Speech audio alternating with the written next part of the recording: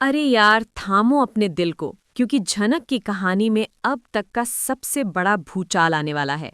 एक ऐसा सच जो दबे हुए मुर्दों को कब्र से बाहर निकाल लाएगा। कौन कहता है कि इतिहास खुद को दोहराता नहीं? क्योंकि 20 साल पुराना एक अधूरा इश्क, एक अधूरी नफरत और एक अधूरा बदला, सब कुछ वापस आ रहा है, और इस बार पहले से भी ज्यादा खतरनाक बनकर। क्या होगा जब जनरेशन 1 के दो सबसे बड़े दुश्मन एक ही छत के नीचे, एक ही मंच पर आमने सामने होंगे, और उनके सामने खड़ी होगी वो लड़की जो उनके अतीत का जीता जागता सबूत है? तैयार हो जाइए, क्योंकि ये सिर्फ एक फ्रेशर्स पार्टी नहीं, ये एक ज्वालामुखी है जो फटने वाला है। हेलो दोस्तों, कैसे हैं आप सब? मैं हूं आपकी अपनी पूजा, और आपका बहुत बहुत स्वागत है आपके फेवरेट चैनल ड्रामा क्वीन पूजा पर। तो भाई, झनक सीरियल हमें हर दिन शौक पे शौक दिए जा रहा है। हम सब देख रहे हैं कि कैसे हमारी प्यारी झनक बेचारी हर तरफ से फंसी हुई है। एक तरफ अनिरुद्ध का कंफ्यूजन खत्म ही नहीं हो रहा, दूसरी तरफ अर्शी और उसका परिवार उसे नीचा दिखाने का कोई मौका नहीं छोड़ते। लेकिन दोस्तों, अब जो होने वाला है वो आपने सपने में भी नहीं सोचा होगा। मेरे पास फिल्म सिटी के सेट से आई है एक ऐसी एक्सक्लूसिव, मसालेदार और गर्मा गर्म खबर जो इस कहानी की पूरी काया पलट कर देगी। तो जैसा कि प्रोमो में दिखाया जा रहा है, कॉलेज में फ्रेशर्स पार्टी चल रही है, और हमारी विलेन गैंग यानी अदिति मून, उसकी दोस्त मिष्टी और ऋषि की बहन, इन सब ने मिलकर झनक को बर्बाद करने की ठान ली है। ये लोग झनक के खिलाफ एक ऐसा मकरजाल बुन रहे हैं जिसमें वो बुरी तरह फंस जाए। लेकिन उन्हें क्या पता कि इस पार्टी में दो ऐसे भूतों की वापसी होने वाली है जो उनके अतीत के सारे पन्ने पलट कर रख देंगे। जी हाँ, इस फ्रेशर्स पार्टी में चीफ गेस्ट और जज बनकर कोई और नहीं बल्कि जनरेशन 1 के दो सबसे बड़े और सबसे पुराने दुश्मन एक साथ स्टेज पर नजर आने वाले हैं। पहला नाम है सुपरस्टार आदित्य कपूर, और दूसरा नाम खुद अदिति मून की मां अर्शी मुखर्जी।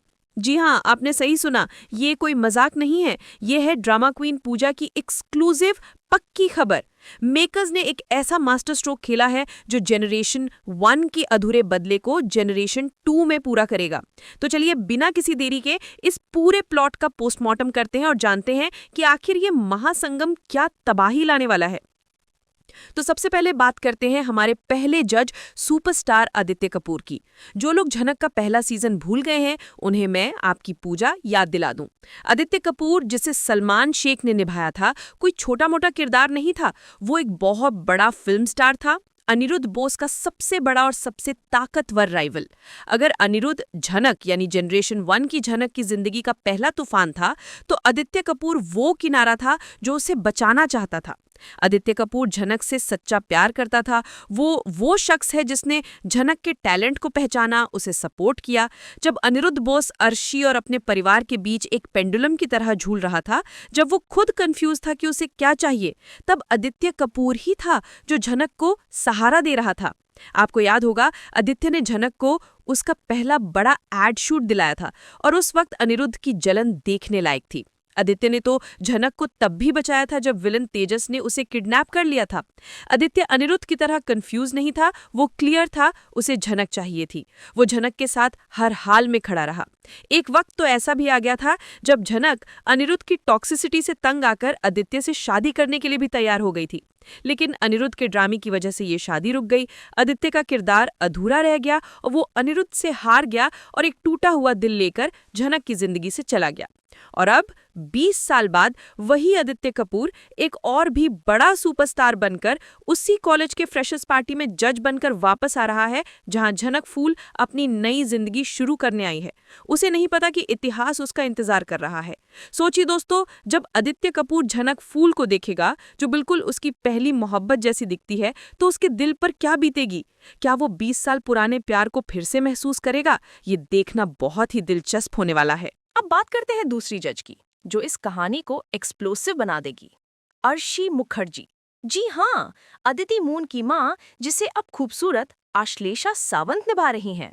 अर्शी क्यों आ रही है? क्योंकि ये उसकी बेटी अदिति मून का कॉलेज है, और वो अपनी बेटी को सपोर्ट करने, उसकी इज्जत बढ़ाने आई है। लेकिन अर्शी कौन है? अर्शी झनक जनरेशन 1 की वो सौतेली बहन है जिसने झनक से उसका सब कुछ छीनने की कोशिश की थी। और झनक वो औरत थी जिसने अर्शी से उसका प्यार, अनिरुद्ध बोस, छीन लिया था। अर्शी के दिल में झनक के लिए नफरत की आग आज भी जल रही है। उसके लिए झनक नाम एक गाली है, एक ऐसा जख्म है जो 20 साल बाद भी हरा है। अर्शी आज भी मानती है कि झनक एक होम ब्रेकर थी जिसने उसकी जिंदगी बर्बाद कर दी। उसे वो हर पल याद है जब अनिरुद्ध ने उसे झनक के लिए छोड़ा, उससे झूठ बोला, उसे धोखा दिया।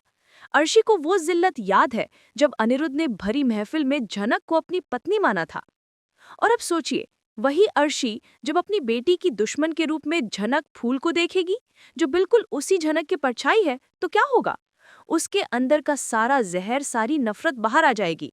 वो अपनी बेटी अदिति मून के साथ मिलकर झनक फूल की जिंदगी को जहन्नम बनाने का कोई मौका नहीं छोड़ेगी।